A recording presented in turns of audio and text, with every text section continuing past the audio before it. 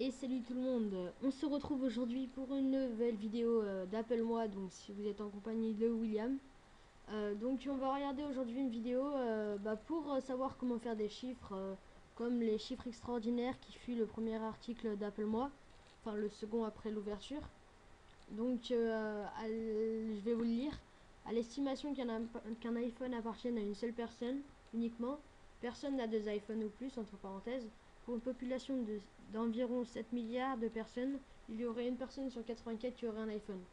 Bon, on est d'accord, c'est en imaginant qu'une personne qu'un iPhone, parce que quand on pense à toutes les personnes qui n'ont pas le moyen de s'acheter des iPhones, on peut pas vraiment se faire de chiffres.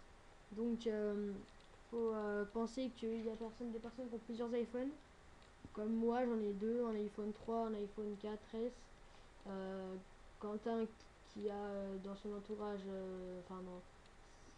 dans sa famille, qui a un iPhone 5, plusieurs iPods et trois iPods et plusieurs iPhones. Et notre dernier et nouvel administrateur PSPSP, non PMP, excusez-moi, je m'en sors pas trop bien. Qui a un MacBook et qui a un iPod. Enfin, on a tous un peu plusieurs matériaux et pas un seul par personne, mais ça fait à peu près une personne sur 84. Donc ça fausse pas mal, mais ça reste juste.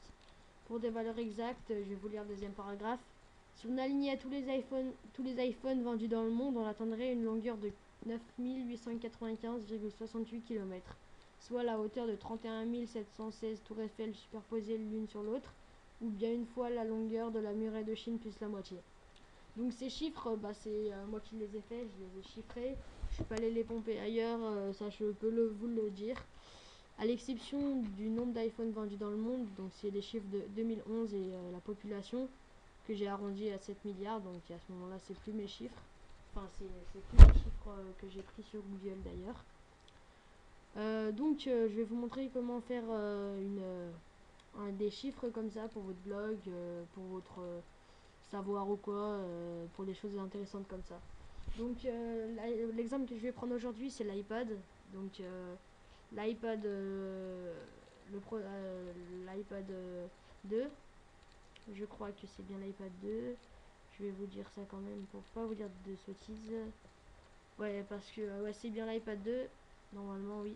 Ouais, c'est l'iPad 2. Donc ici, sur la page, je suis juste allé dans iPad, dans caractéristiques techniques, et j'ai cette page.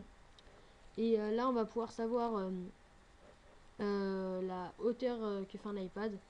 Donc 241,2 mm. Donc on note 241,2 mm. On cherche combien d'iPad vendus dans le monde.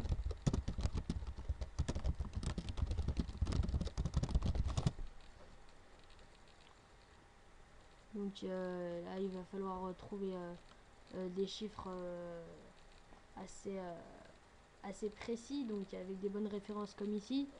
Donc cette année, Apple restera le leader incontesté du marché avec près de 73 millions d'iPads vendus dans le monde. Donc on va noter le chiffre de 73 millions. Donc on note bien avec les zéros et tout, sans l'écriture scientifique. Donc on a 241,2 mm. Donc là c'est en millimètres.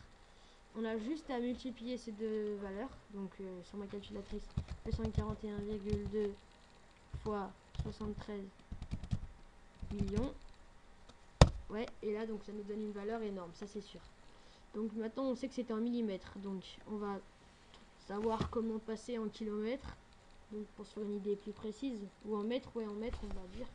Donc vous avez des options. Soit vous connaissez par cœur la formule, soit vous faites comme moi, vous l'oubliez tout le temps et vous faites logiquement. Donc vous faites x10 pour passer en centimètres.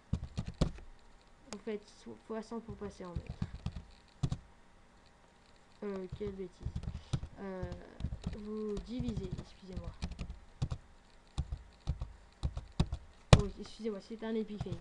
Je recommence. Donc vous faites 73 millions